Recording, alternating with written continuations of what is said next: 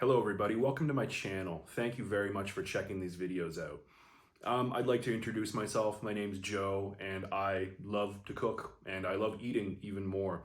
And I love sharing my recipes with people. I grew up in a household where making home-cooked meals was always top priority.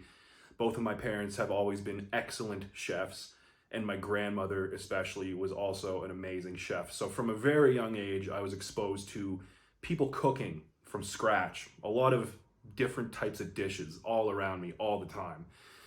And from the time I was about 16 years old, I started to cook almost all of my own meals myself. And later on that extended to, for a period, cooking for my family during family events and for friends as well. A little bit of a disclaimer, I am not and have never claimed to be and will never claim to be a professional chef. I have never received any formal training. However, I do have quite a bit of experience cooking, and I've cooked for a lot of people in the past. I've been cooking for myself for 11 years, and I've received numerous compliments from people, and not all of them were drunk. So, take that as you will, but my goal is to show you guys that people can take simple ingredients and mix them together to combine dishes that are just super flavorful, simple, and for the most part, pretty healthy. So guys, this is gonna be the first video, and this particular one is a sandwich. Now, this takes inspiration from the Spanish tapa culture. And one tapa in particular, it's called bocadillo de lomo con roquefort, which essentially means sandwich with pork loin and roquefort cheese.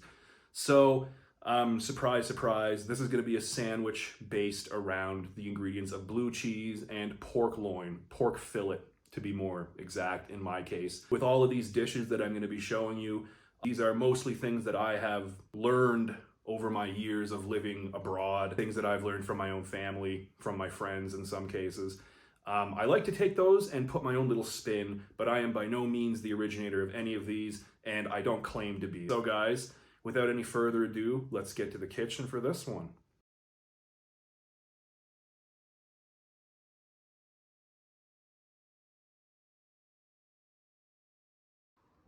The setup for this one is very simple. The ingredients are very simple. All we need are some pork fillets, some blue cheese or blue cheese cream, which is what I'm using here, garlic, pepper, salt, parsley, and extra virgin olive oil. I tend not to use exact measurements when I cook. I tend not to measure the exact quantity of herbs and garlic that I use. But for this particular dish, I'm going to use about 4 or 5 teeth of garlic. Here's something that has really revolutionized the way that I cook, the way that I prepare food. So I'm starting off here obviously with a frying pan. This is a gas-powered stove, so I'm going to turn it on. I'm going to ignite it. Success. So right here at the very beginning, very important, I don't add any oil at this stage. All I'm going to do is take normal water and pour it in the pan. Again, I don't really deal with direct measurements, just as long as the water is covering the surface of the pan. Gonna add a little tiny bit more.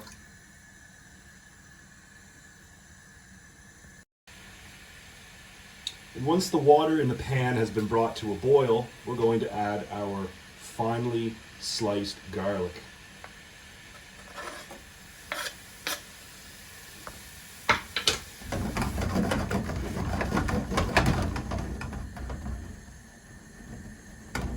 And we're going to let this kind of saute in the pan until the garlic gets soft. This can range anywhere between 10 minutes and 20 minutes. I have my burner on high heat, so usually for me, it's a little bit closer to the 10-minute mark. Another key indicator that the garlic is finished is when most of the water has boiled out of the pan. We haven't reached this stage yet, but I'm just saying that is another key indicator as to the preparedness of the garlic. Okay, here we are. The water has almost completely boiled off and the garlic is starting to brown just a little bit. So it's at this point that we're going to want to take the pork fillets Oh, and without adding any oil still at this point, just gonna gently lay the fillets down. Now at this point, you can add a little tiny bit more water, not too much. The little bit of fat that's in the pork is gonna help this cook smoothly without sticking to the pan. So we don't really have to add any oil at this point. The full fry time for this ranges anywhere between 10 and 15 minutes. But in that time period, I'm going to keep flipping this. And at this point, you can cover the frying pan, which is going to speed up the cooking process slightly.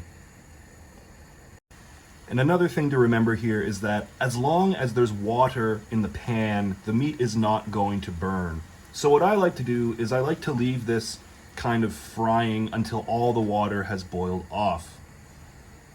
That can range anywhere between 10 to 15 minutes. So at this point, the water has almost completely boiled off here, and right now is when we're going to start adding the herbs and spices. Sprinkle it over the top, as such. Da-da-da-da-da. And I'm going to take some pepper as well, just simple black pepper. Da-da-da-da-da. Simple but delicious. And at this point also I'm going to add a little bit of salt.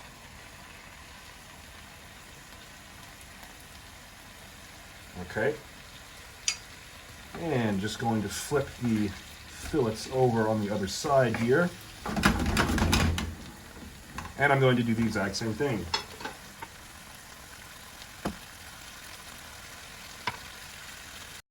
Now, spice and seasoning is a little bit subjective. Feel free to add more or use less, depending on your personal taste. It really doesn't matter. As long as it tastes good, as long as you like it, that's what really matters. And at this point, what I'm going to do is just move the meat around a little bit here in the pan.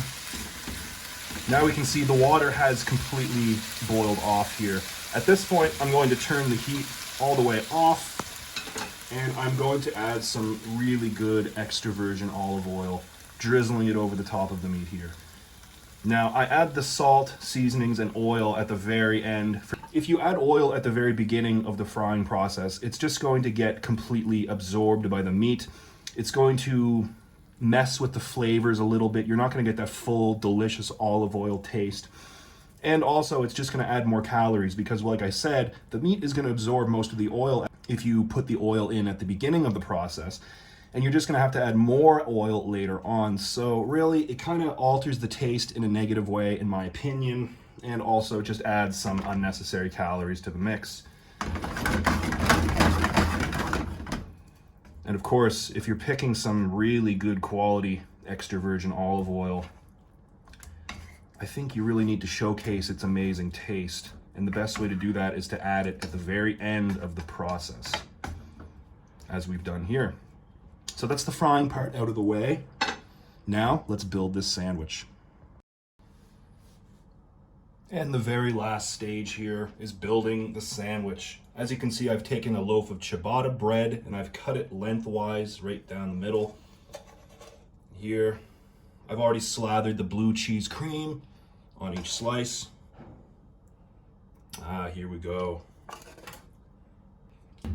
And what I always like to do is take some of this garlic mixed with the oil that's still in the pan and just drizzle it over the top of the meat like this. What we've essentially done is created our own garlic parsley sauce. Perfect.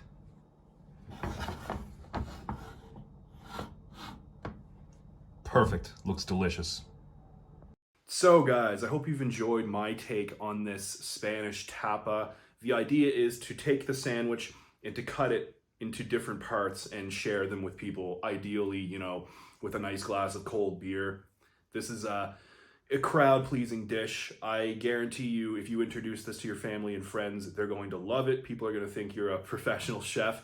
It just tastes amazing. And like I said, like you've seen in the video, it's relatively simple. These are ingredients that are very easily obtainable in most of the world, at least, and super easy preparation, doesn't require all that much time, and it's something that you can just throw together and share with people, and it's going to be a real hit. I promise you that.